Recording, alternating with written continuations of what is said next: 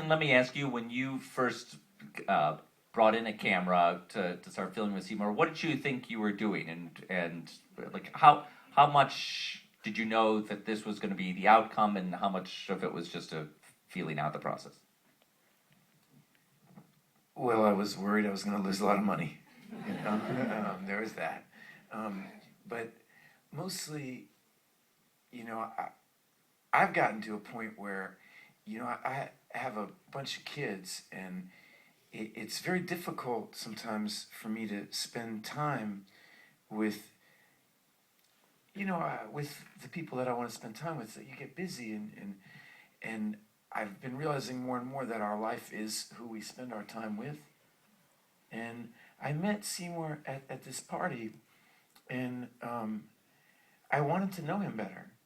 And a lot of, there's some kind of the real logistic reasons how the documentary came to be, but I think in the subconscious of it all was that I wanted an excuse to spend more time with him. You know?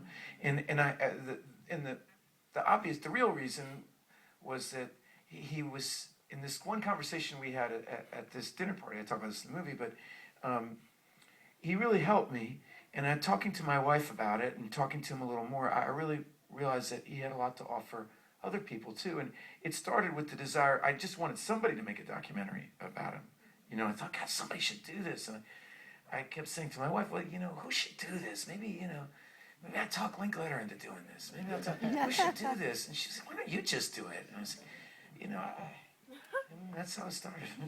I think you found the right person. You know how we met, don't you? See, my pupil...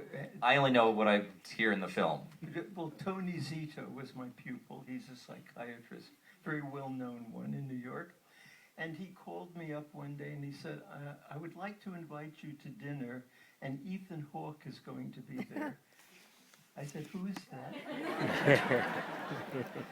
You don't know who Ethan Hawke is? I said, not really. I Googled him. And then I found out who he was. This actor that I've seen many times in public. And Ethan was told that Tony Zito's piano teacher was going to be there. Seymour Bernstein, who is that? So we Googled each other. Then Ethan walked into the room and I went, oh my God. That's Ethan Hawke, the famous actor. So we were having spaghetti and all sorts of delicious food at this dinner, and we started to talk. And an electrical current existed between us, and it went on for hours, so intense. And Ethan said, no, we have to hear you play. I said, well, you'll have to come to my apartment because I don't really want to play on this piano. I would prefer to play on my own piano. And do you know when that took place? 1 year later. Ethan came to my apartment with his daughter, who's a guitarist and a singer. And Andrew Harvey, the spiritual leader, was there. And of course, Tony Zito and some other people. And do you know, I hadn't performed in public for about 37 years. I practiced for a whole year before I played for him. But I practiced as though I were going to make a debut. And you don't want to know what I went through when I agreed to play for his theater group. But I did that for him. And I must tell you, I was out of my mind with nervousness after not playing in public for so many years at Steinway, right? But when you do something for someone else, it temporarily distracts you from your own vulnerability. So I was sitting there while Ethan was introducing me, and I said to myself, I'm not going to let this man down. I'm going to do this for him. And a deathly calm came over me. And I was able to perform pretty decently, I thought.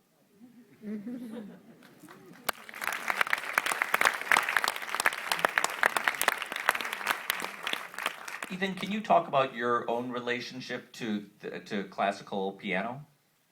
Oh gosh, you know, it's really not much.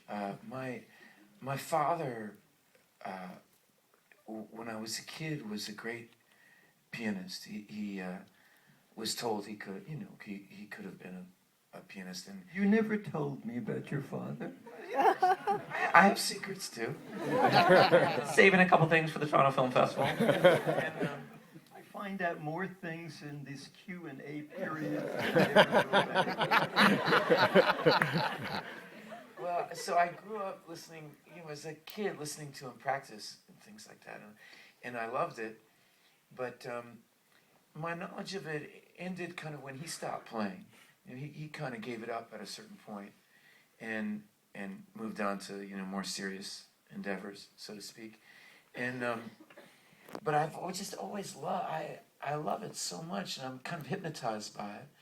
And in talking to Seymour, he articulated something that I had always felt. I mean, I feel it in all music that is done in a serious way, that it's this thing about universal order, that there's some kind of rhythm to the universe.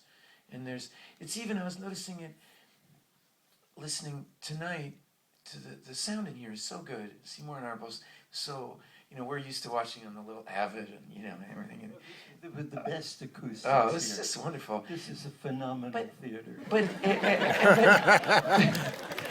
But even the way Seymour speaks, is musical. And the rhythms and the cadence of which, I think it's just deep in your bones. And, as a performer, this is what they talk to you about. My teachers, when you're doing Shakespeare, you have that thing that you tell them, every note can't be passionate. Well, the first time anybody starts working on Shakespeare, it's, but soft, what light on yonder window breaks, and and it's just, okay, I need a nap, and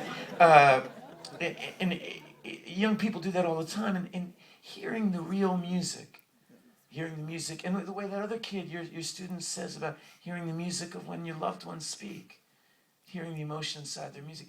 I was so excited to hear that articulated. I felt it to be true, and I also believed how strange it was when I came home from this dinner party, and I had really, it's no joke, I really had been struggling very much with panic attacks and things like that before I performed, and nobody could help me with it at all, mostly because I didn't share it with anyone. But for some reason, sitting next, you can kind of see why, all right, but I got seated next to it, and I just spilled it all out to him. And well, you know what it came down to? Look here. It's what we do, what Ethan does, and what I do is superhuman.